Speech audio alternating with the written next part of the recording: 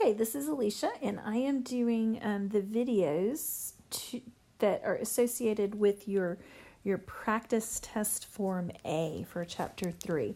So we've got 14 problems on this. Study this, go over this. This is going to be a good indication of what your test is going to look like. So number one, the directions for numbers 1 through 5 are simplified. Some of the things that you're going to be looking at when you're simplifying problems is addition and subtraction of polynomials. Sometimes FOIL is an option. Sometimes you are only multiplying numbers and variables times other numbers and variables. So that is important to be able to identify that as well. And sometimes you FOIL, sometimes you distribute. So simplifying, remember, we are putting everything together. It's when we factor that we start breaking everything down. So in this particular problem right here, we are adding. And it's this addition right there that tells us that we're adding. Some students like to multiply this, and we are not multiplying. We are adding this because of the addition sign. In multiplication, the two things are bumped up right next to each other, and that is not what's happening here.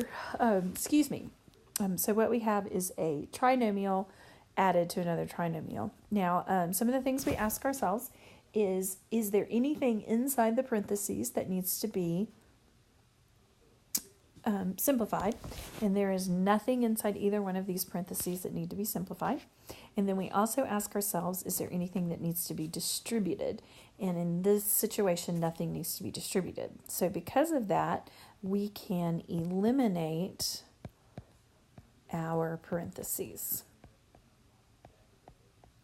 Okay, and so at this point, we are adding like terms. So I have 2x squared and I have negative x squared. So together, that is negative 6x squared. Next, I have negative 3x and negative 2x. That is going to be negative 5x. And then I have negative 2 and positive 8. So that is going to be plus 6.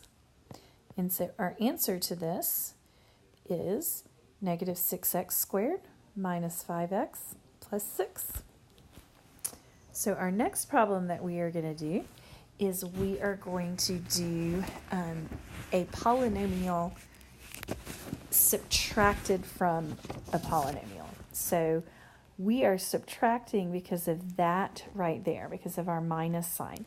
And the thing that's important to remember about this is that that subtraction sign belongs to every single part of this polynomial. So we have to distribute that subtraction sign to everything.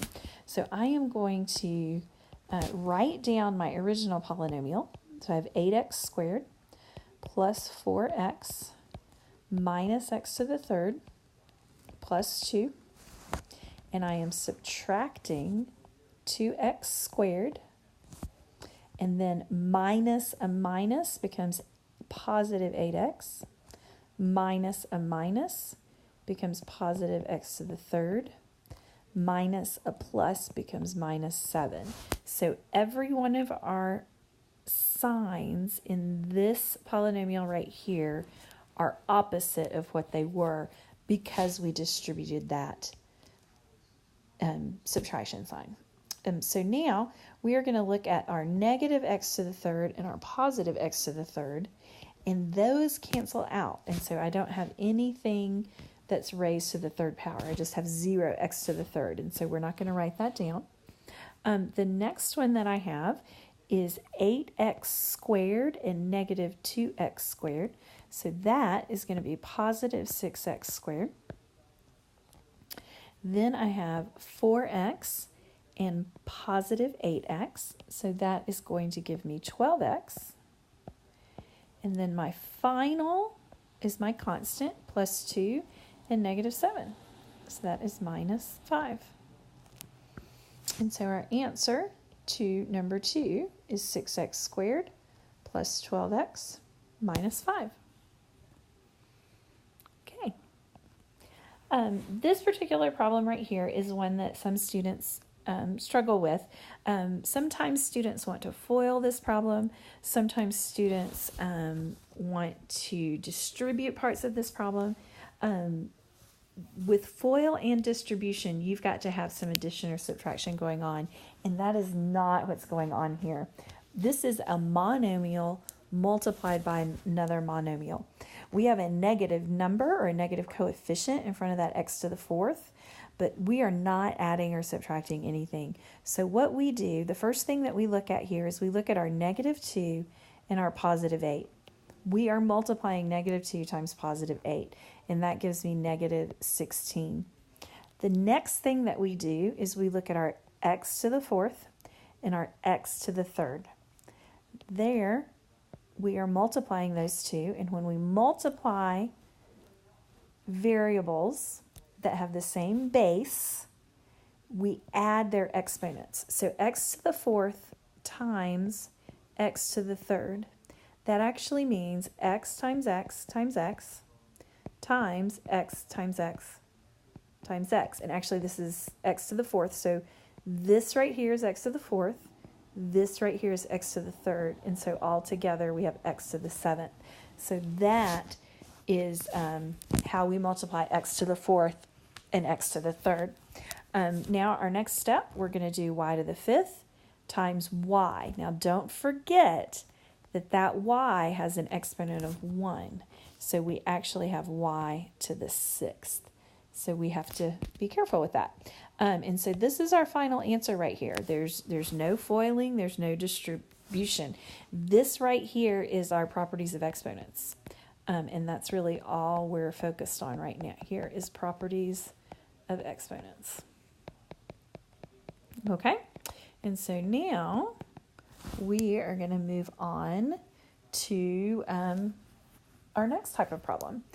Number 4 is a binomial times a binomial. A binomial times a binomial.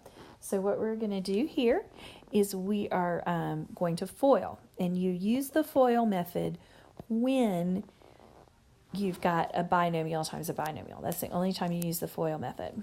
And so I've got 6x times 3x, and that is going to be 18x squared. Then I have 6x times 8, and that's going to give me, 6x times 8 is going to give me 48x.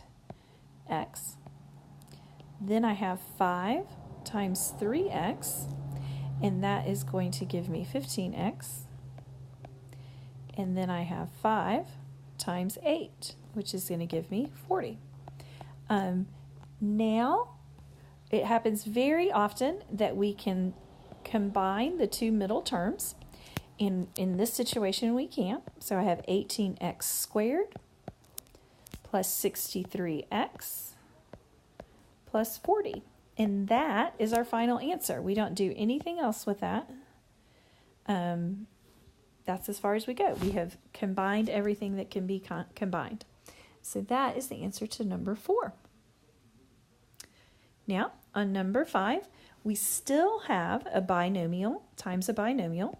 So we are going to FOIL again. You might have noticed that this is a special product. This is going to be a special situation. And this is difference of perfect squares because we've got 10x plus 9 and 10x minus 9. So when we multiply that out, our middle two terms are going to simplify out. That is going to be more important that we can identify that when we're factoring. It's not as important that we're able to identify it when we're simplifying and multiplying it together. It's much more important that we can look at it when we're working backwards and we are factoring. But let's go ahead and FOIL this. I have 10x times 10x, and that gives me 100x squared. Then I have 10x and negative 9. That is going to give me minus 90x. Our inner terms are 9 and 10x, so when I multiply those together, I get 90x, and you might notice that I have opposites there, and that's actually exactly what we want when we have difference of perfect squares. They cancel out.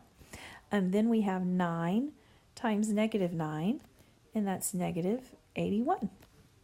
Okay, and just as expected, we've got our negative 90x and our positive 90x. That simplifies out, and we are left with 100x squared minus 81.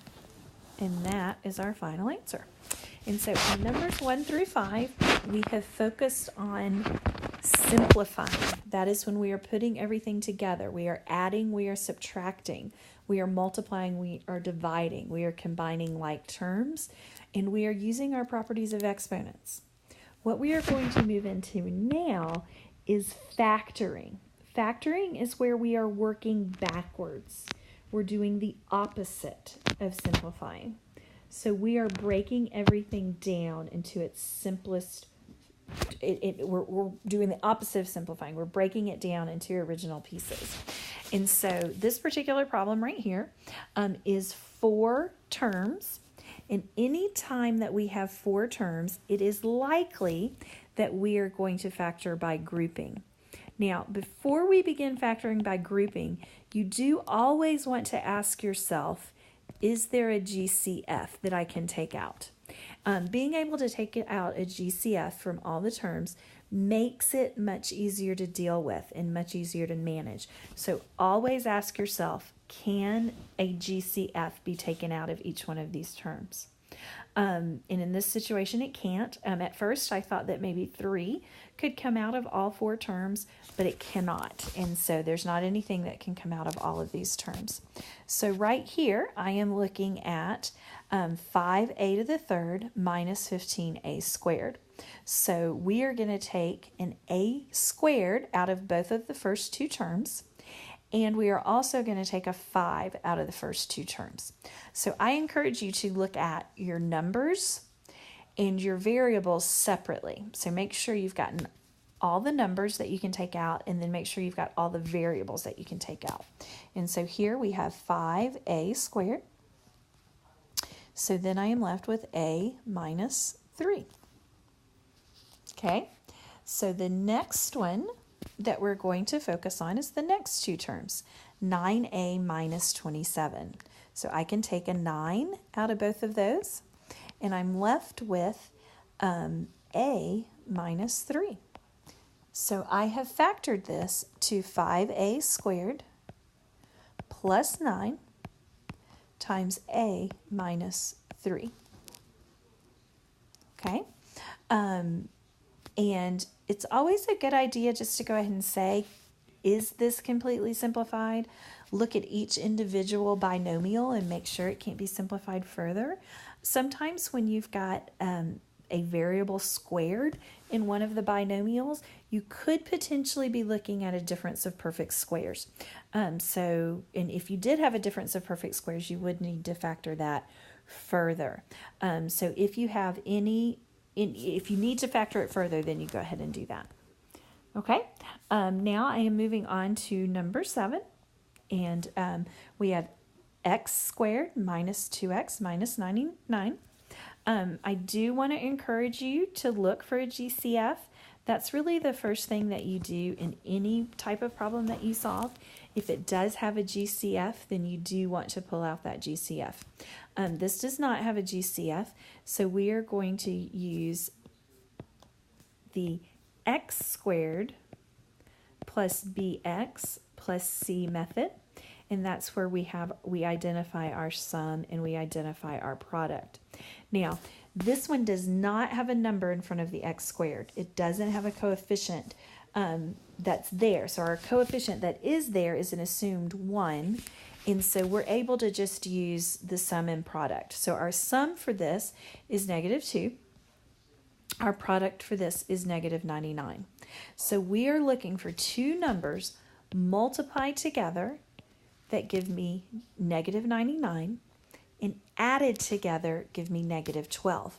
Now, because my sum is negative, we are looking for 1 positive number and we are looking for 1 negative number. And that is the case every single time that you have a negative product. If you've got a negative product, one of the numbers has to be positive and one of the numbers has to be negative.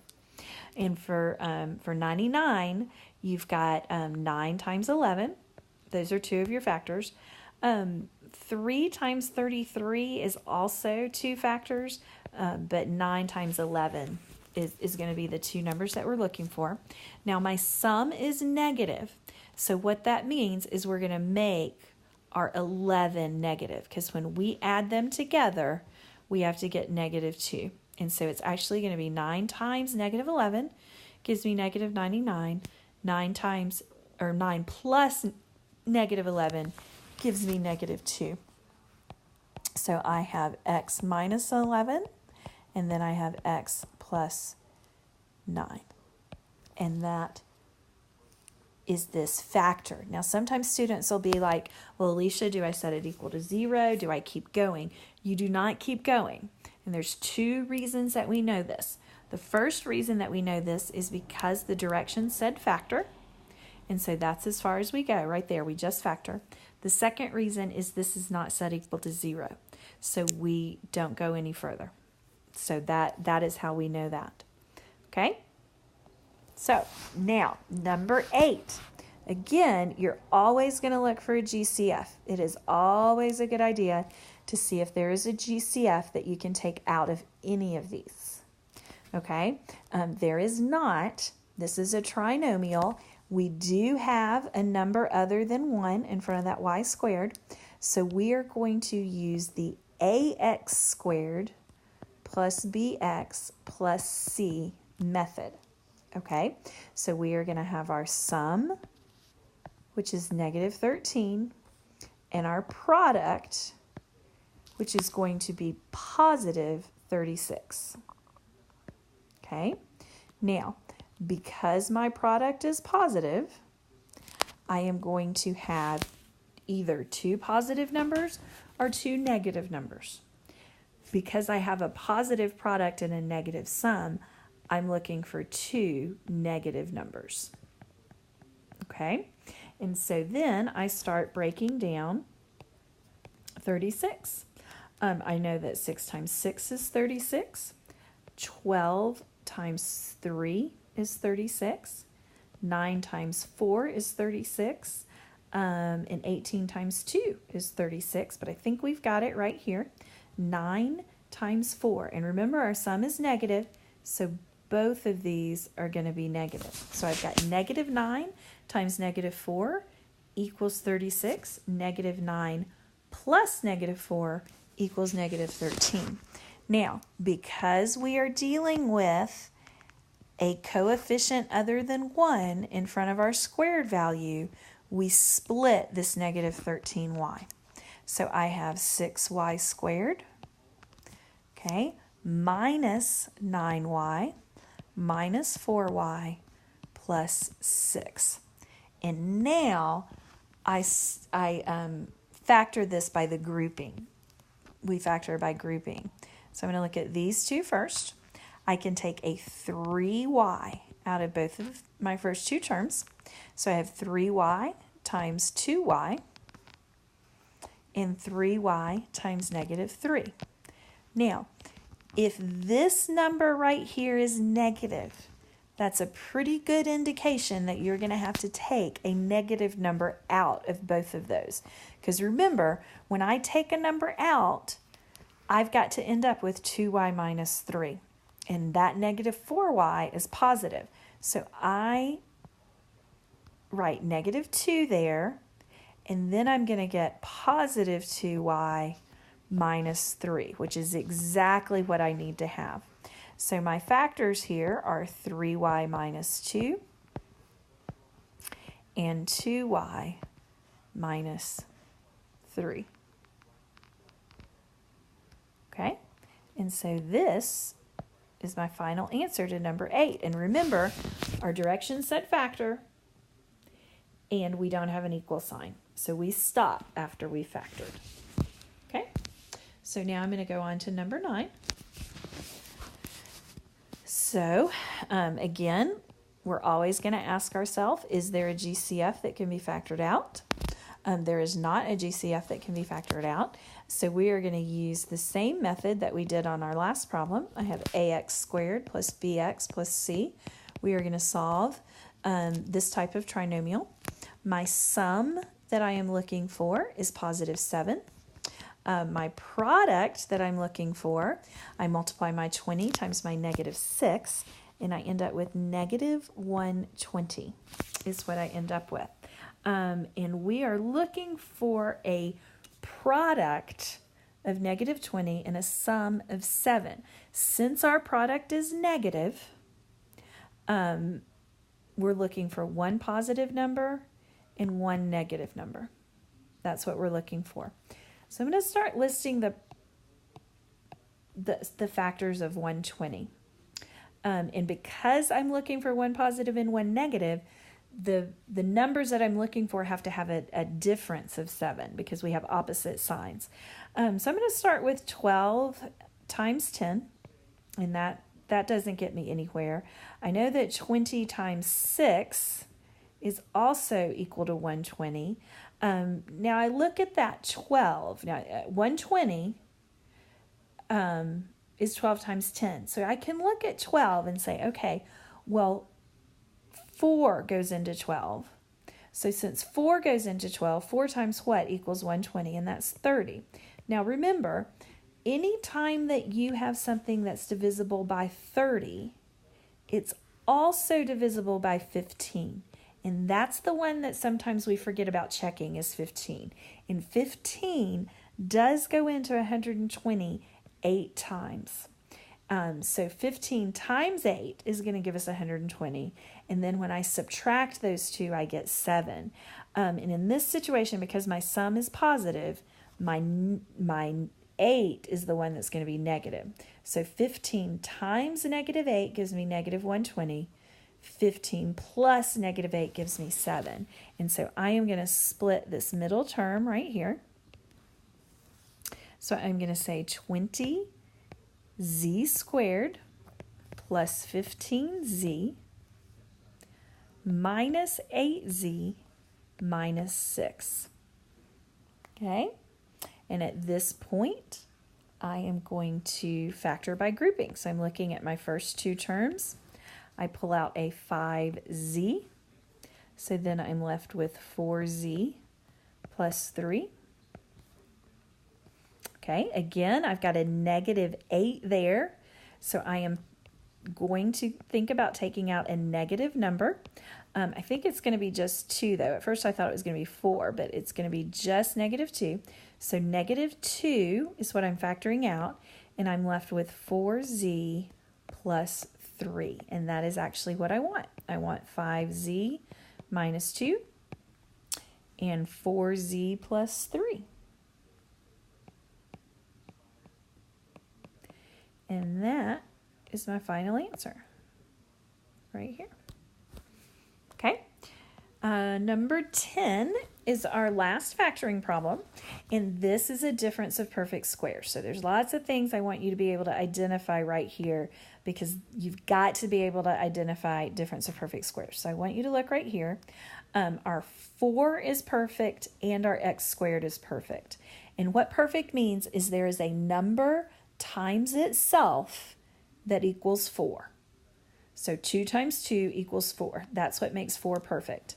9 is also perfect because 3 times 3 equals 9. And it's not enough for just these two values to be perfect. They also have to be combined by a subtraction sign. So 9 is perfect, 4x squared is perfect, and just as important as everything else, it's got to be combined by subtraction. Okay, that's what makes it difference of perfect squares. So we are going to have 2x, because that's the square root of 4x squared. Okay, and then I'm going to have 3 as my second part of each binomial, and then one of them is going to be positive and one of them is going to be negative. And that is called the difference of perfect squares. And you've got to be able to identify that when you are factoring. You've got to be able to say, hey, that's a difference of perfect squares. Okay. Now let's look at number 11. And number 11 is solve. Okay. Numbers 11 and 12, we are solving. And there's two things that we look for when we solve. One is that the directions will say solve. It might say solve the equation. It may say find the solutions. And it may say solve the quadratic. But solve is part of it. Another important part of it right here is the equal sign. The equal sign right there is very, very important. So when we are solving, the directions will tell us to solve, and it will have an equal sign. So the steps when we're solving this, the first thing that you have to do is you have to make sure your quadratic is set equal to 0. Okay? So if it's not set equal to 0, you have to set it equal to 0. So make sure it is set equal to 0. The second thing that you're going to do is you're going to factor, and that's what I'm going to do right now. So I have x squared plus 14x plus 40. So I am going to look at my sum and my product. My product is 40, and my sum is 14. So I am looking for two numbers that multiply together to give me 40 and added together give me 14. So I am going to have x plus 10 and x plus 4. Because 10 times 4 equals 40, 10 plus 4 equals 14. So I have factored. The next thing that I do is set each factor equal to 0 and solve. Okay, so I have two factors here. So I have x plus 10. I am going to put that equal to 0. And I have x plus 4. And I'm going to put that equal to 0. Okay, so I am left with x equals negative 10 and x equals negative 4. And that are your two equations. Or your two solutions, not equations. Those are your answers. Okay, let's do number 12. So, when you look at number 12, you should notice that it's already set equal to 0. So we're in good shape because it's already set equal to 0.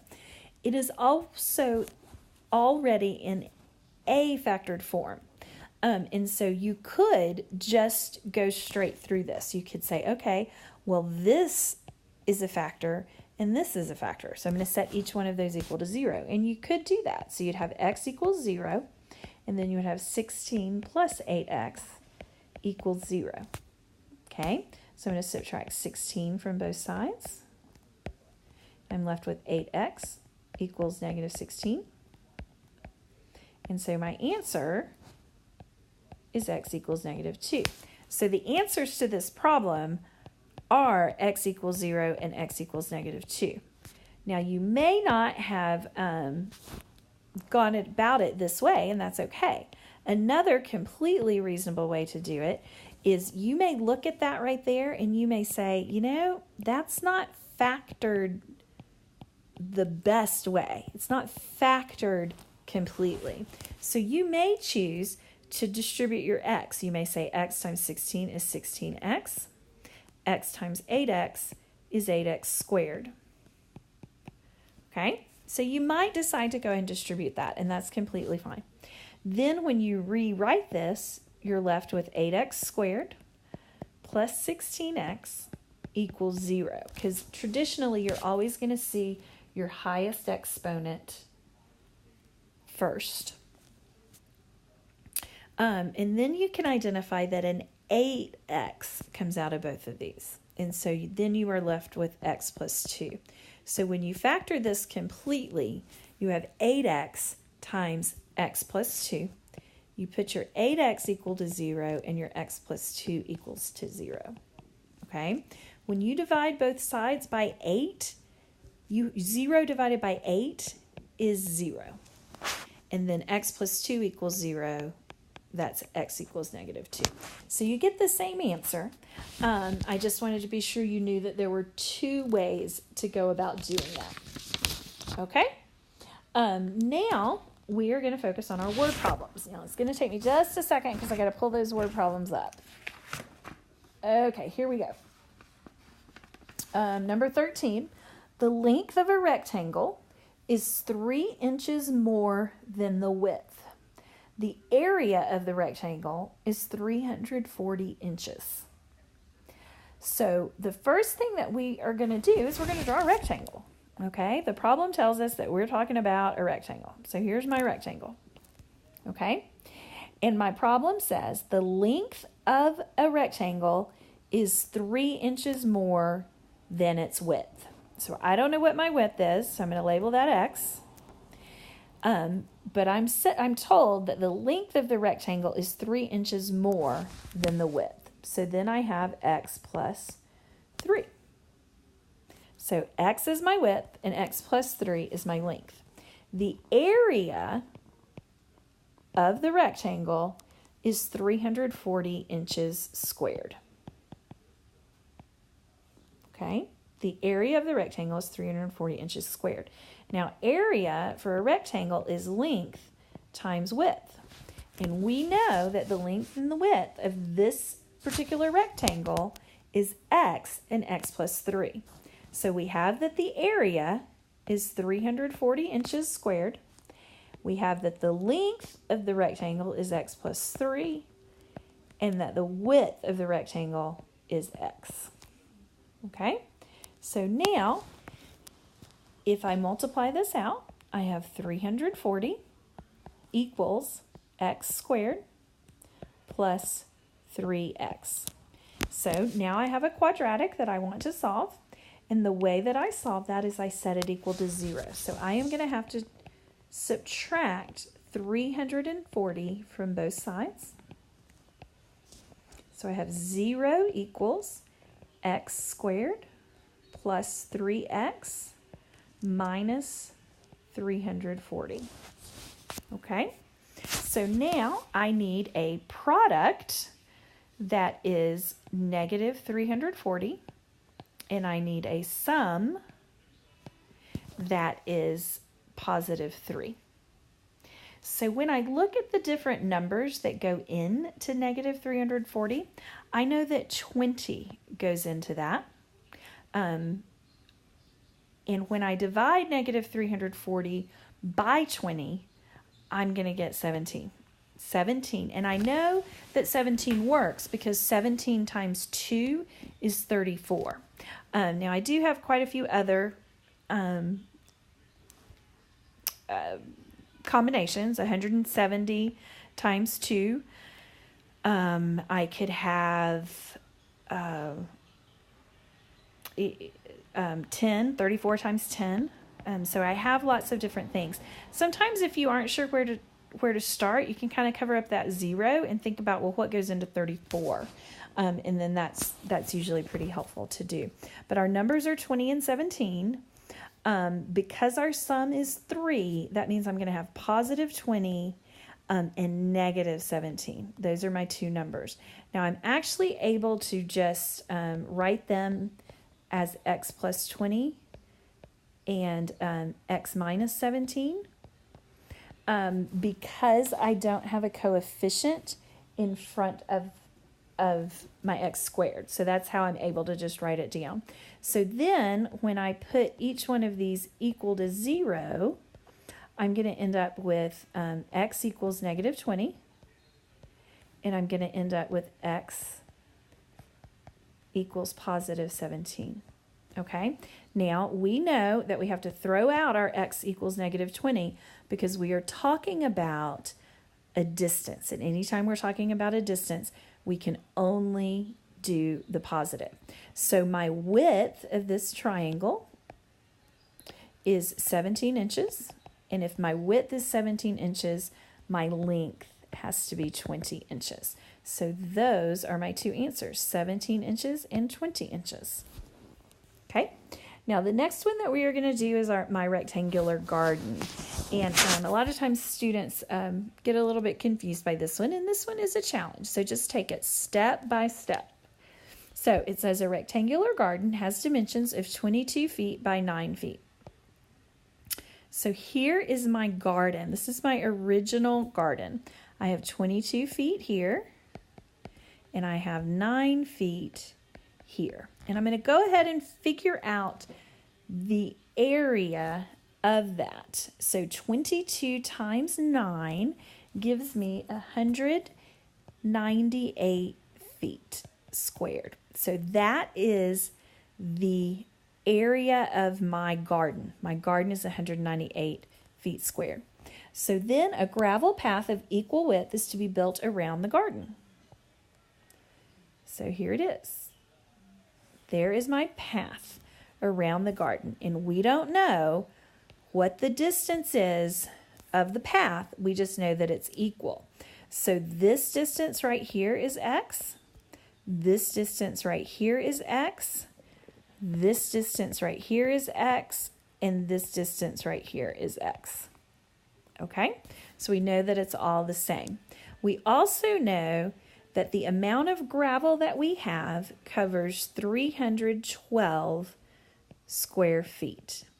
So the first thing that I'm going to do is I'm going to decide on the area of my entire rectangle. So that includes my gravel path and my garden. So I have 312 feet plus 198 feet. And so the area of both is going to be 510 feet squared. Okay?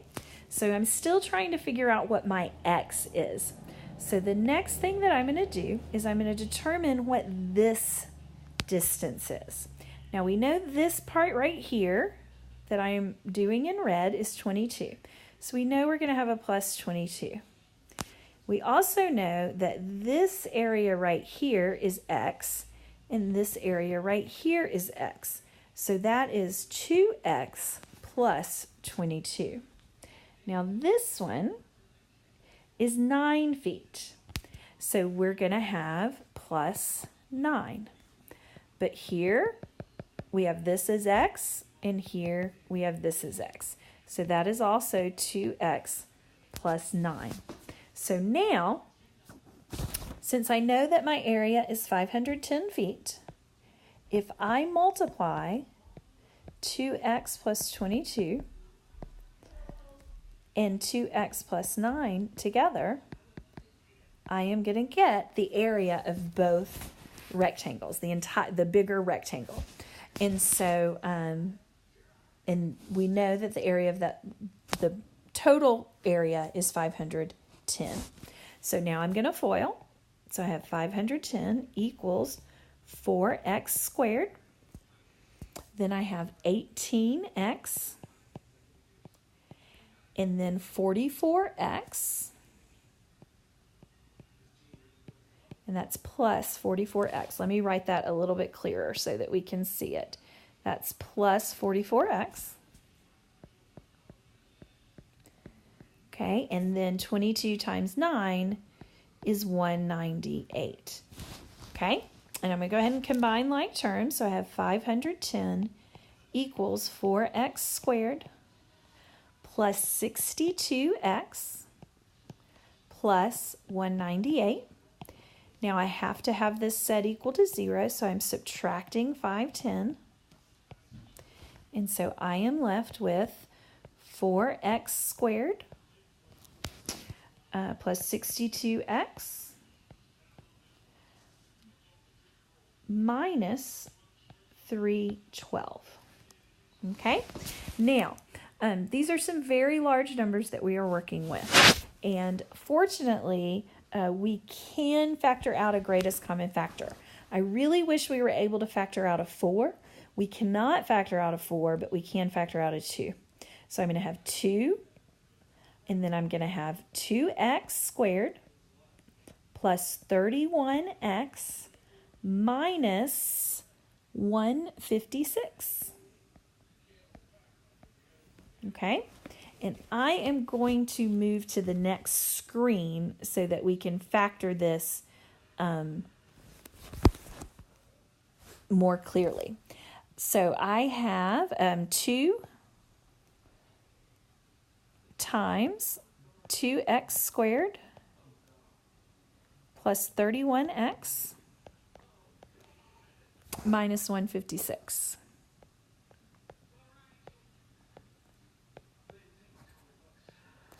Okay.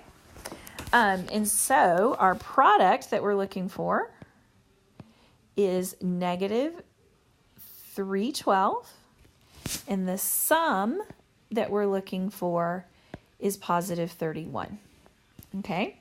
And that sometimes takes a little bit to figure out what it is that we're able to divide by. And when we look at negative 312, I'm trying to get to 31, and the number, my sum is going to be 31. So I've got 312, and I thought, 8. 312 divided by 8 gives me 39. And so my numbers here are 39 and 8. And those numbers are a little difficult to get to. But those are our two numbers. And our sum is positive 31. So it's going to be positive 39 and negative 8 are our two numbers. And we are going to split this right there. So I still have my 2. So I have 2x squared plus 39x minus 8x minus 156 equals 0.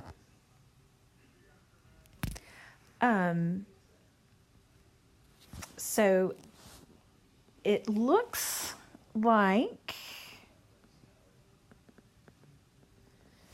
the only thing that comes out of the first two is an x. And so I'm going to have x times 2x plus 39. And it appears that a negative 4 is what will come out of the second set of numbers.